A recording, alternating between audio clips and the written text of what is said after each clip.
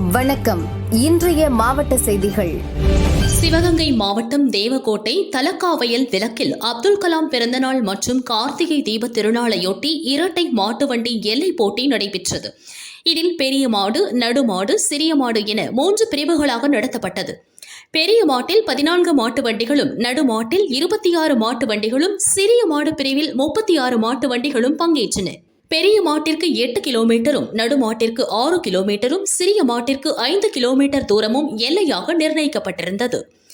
எல்லையை நோக்கி சீறி பாய்ந்த காளைகளை இருபுறமும் நின்ற பொதுமக்கள் கண்டுகளித்தனர்.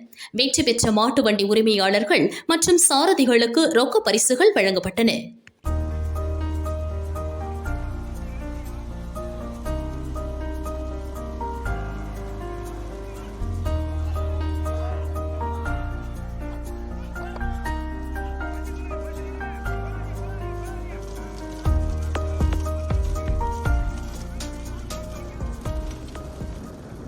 நீலகிரி மாவட்டம் பந்தலூர் எருமாடு அரசு மேல்நிலைப் பள்ளியின் 62ஆம் ஆண்டு விழா மற்றும் ஓய்வு பெறும் ஆசிரியருக்கு பாராட்டு விழா நடைபெற்றது. தலைமை ஆசிரியர் சோபனா தலைமை வகித்தார். உதவி தலைமை ஆசிரியர் ஸ்ரீஜா வரவேற்றார். ஆசிரியர் ரவிக்குமார் ஆண்டறிக்கை வாசித்தார். சிறப்பு அழைப்பாளர்களாக ஜெயசீலன் எம்எல்ஏ மற்றும் விஞ்ஞானி அசோக்குமார் பங்கேற்று போட்டிகளில் வெற்றி பெற்ற மாணவ மாணவிகளுக்கு பரிசுகள் வழங்கினர். ஓய்வு பெறும் ஆசிரியர் ஷாலிக்கு நினைவு பரிசு வழங்கப்பட்டது. பள்ளி மாணவ மாணவிகளின் கலை நிகழ்ச்சிகள் சிறப்பாக இருந்தது. விழாவில் ஊராட்சி துணைத் தலைவர் சந்திரபோஸ், ஆசிரியர் கழக தலைவர் செல்வநாயகம், பள்ளி மேலாண்மை குழு தலைவர் சிவசித்ரா, ஆசிரியர்கள் மற்றும் மாணவர்கள் பங்கேற்றனர். ஆசிரியர் ருக்குமணி நன்றி கூறினார். மதுரை வந்த விசிக தலைவர் திருமாவளவன் ஏர்போர்ட்டில் செய்தியாளர்களை சந்தித்தார். கட்சி நலன்களுக்கு ஊறு விளையும் வகையில் செயல்படுகிற போது தலைவர், பொதுச் செயலாளர் அடங்கிய உயர்நிலைக் குழுவில் விவாதித்து முடிவெடுக்க வேண்டும் என்பதை ஒரு நடைமுறையாக நாங்கள் கொண்டிருக்கிறோம்.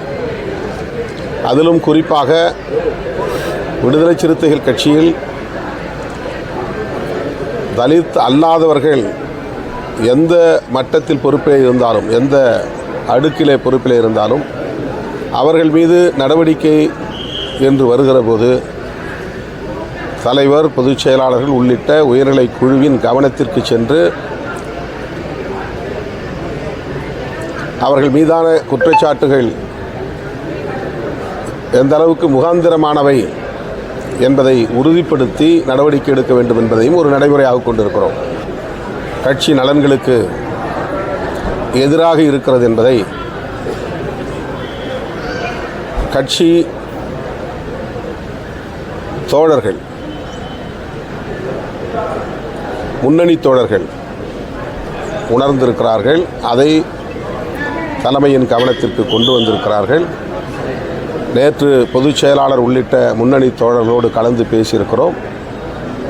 அது தொடர்பான முடிவை விரைவில் அறிவிப்போம். விக்கிரவாண்டி மாநாட்டுக்கு பிறகு விஜய் அவர்கள் திராவிட முன்னேற்றக் கழகத்தையும் திராவிட முன்னேற்றக் கழக அரசையும் தன்னுடைய முதன்மையான எதிரிகள் என்று வெளிப்படையாக அறிவித்துள்ள நிலையில் அவரும் நானும் அரசியல் பேசாமல் அந்த நூல் வெளியீட்டு விழாவிலே ஒருங்கிணைந்து நின்றாலும் கூட சுற்றி இருப்பவர்கள் அதை அரசியலாக்குவார்கள். இதற்கென்று பல பேர் காத்து கிடக்கிறார்கள். ஆகவே அவர்களுக்கு தீனி போட நான் விரும்பவில்லை. விஜய் அவர்கள் மீது எனக்கு எந்த சங்கடமும் இல்லை. அவரோடு நிற்பதில் எனக்கு எந்த சங்கடமும் இல்லை. அம்பேத்கர் நூல் வெளியீட்டு விழாவில் பங்கேற்பதிலும் எனக்கு மகிழ்ச்சி தான். ஆனாலும்